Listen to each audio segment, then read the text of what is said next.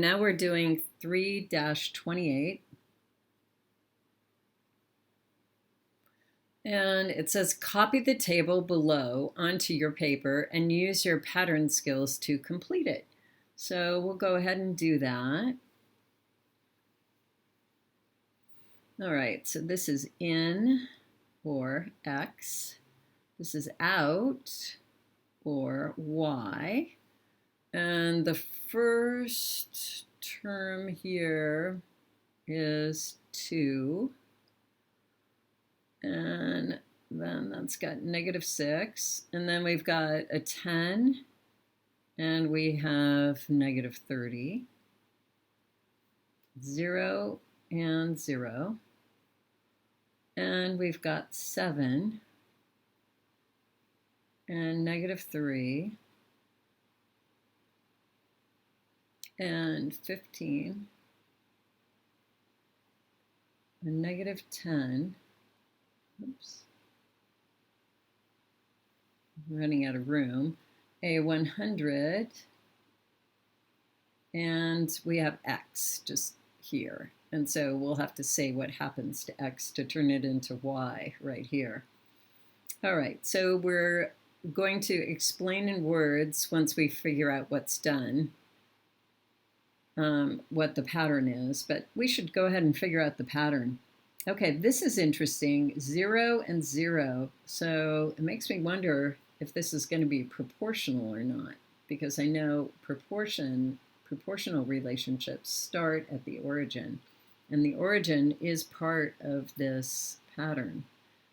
Okay, so let's see. So 2 becomes a -6. 10 becomes a -30. So this is interesting. So right away it occurs to me, well, 2 times 3 is 6, and 3 times 10 is 30. But these are both negative, so I'm wondering if it's multiplied by a -3. So let's see, a -3 times 0 would also be 0. So I think that's what this pattern is, that it's X, and the X is multiplied by -3. So I'll put -3X, because that means X is multiplied by -3.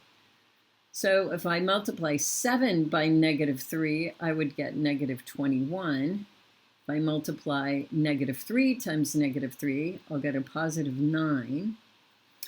And if I have a +15 and I divide it by -3, I'd get -5.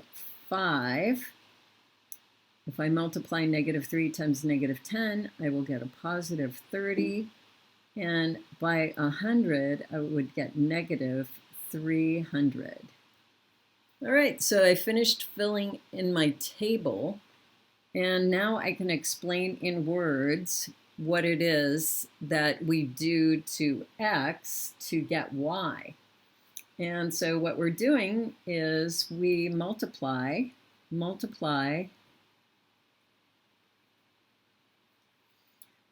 X by -3 to get Y.